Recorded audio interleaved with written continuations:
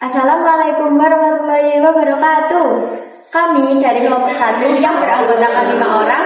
Saya Zaskia Ecara Magani. Saya Safa Alganiza. Saya Ranti Apriani. Saya Aisyah Cahaya.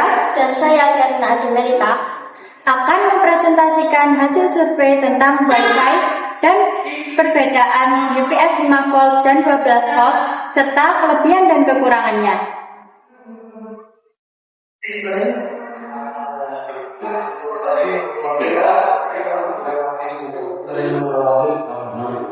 Berdasarkan data yang dikumpulkan, berikut adalah rincian user tentang profil dan penggunaan layanan internet dari setiap responden. Berdasarkan tabel di samping, dapat dilihat bahwa Safa menggunakan penyedia jasa IndiHome atau Telkomsel dengan kecepatan 10 Mbps dan tegangan modem 12 volt serta biaya bulanan sekitar 150.000. Eca menggunakan penyedia jasa dari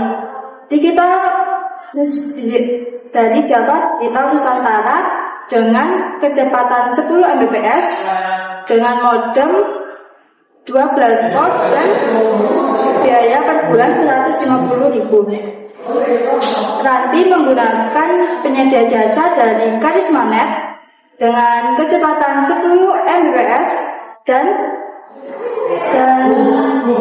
daya modem sebesar 9 volt dengan biaya bulanan 150.000. Karen menggunakan penyedia jasa dari IndiHome atau Telkomsel dengan kecepatan 10 Mbps dengan modem daya sebesar 12 volt serta biaya bulanan sebesar 150.000.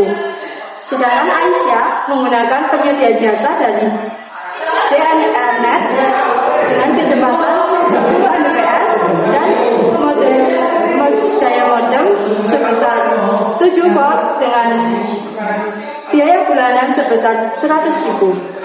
Berdasarkan hasil dari survei kelima responden tersebut, dapat dilihat bahwa mereka menggunakan layanan internet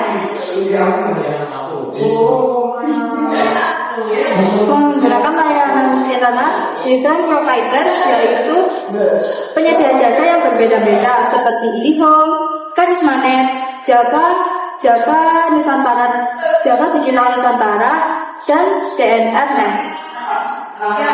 Mereka menggunakan kecepatan 10 Mbps yang dapat digunakan untuk browsing, belajar, media sosial, atau online communication. Serta mereka menggunakan daya modem yang bervariasi sekitar 7 volt sampai 12 volt dengan mayoritas menggunakan 12 volt serta biaya langganan per bulan sekitar 100.000 hingga 150.000. Mereka mayoritas menggunakan 150.000 per bulan. Apa itu UPS? Uninterruptible Power Supply adalah perangkat yang menyediakan daya listrik sementara saat listrik utama padam. Latar belakang UPS. UPS memiliki peranan penting untuk sebuah sistem yang memerlukan backup sumber tegangan untuk membuat sistem tetap berjalan dan meski sumber tegangan utama memiliki gangguan. Berikut alat dan bahan dari UPS 5 volt. Alat untuk membuat UPS 5 volt terdiri dari saldo listrik, 5 solder, obeng, dan multimeter. Jangan lupa ada printing. Sedangkan bahan dari UPS 5 volt yaitu modul baterai yang membutuhkan 1-2 baterai, tempat baterai, saklar, kabel penghubung, konektor UPS, dan chassis UPS, LED indikator. Selain itu, UPS 5 volt memiliki kelebihan dan kekurangan. Kelebihannya yaitu ukurannya kecil dan mudah dibawa, harganya terjangkau, lebih murah, dan kekurangan dari UPS 5 volt adalah kapasitas baterai lebih terbatas dan hanya cocok untuk perangkat rendah. Alat dan bahan dari UPS 12 volt. Alat yang digunakan sama dengan UPS 5 volt, sedangkan bahannya terdiri dari baterai 12 volt, tempat baterai, adaptor 12 volt, modul, kabel, saklar, konektor DC 12 volt, screen, box atau casing. Dan kelebihan dari 12 volt yaitu waktu cadangan listrik pada UPS 12 volt lebih lama daripada cadangan listrik pada 5 volt. Dan kekurangan dari UPS 12 volt yaitu biaya pembuatan lebih mahal daripada 5 volt. Kesimpulan dari hasil survei kami adalah UPS 5 volt dan 12 volt sama-sama berfungsi sebagai sumber daya cadangan saat listrik padam.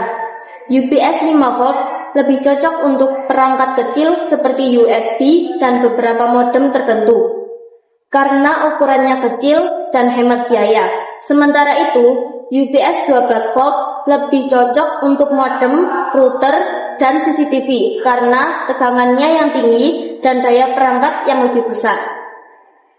Demikian presentasi yang dapat kami sampaikan. Terima kasih kepada Bapak Ibu Guru atas waktu dan kesempatan yang telah diberikan.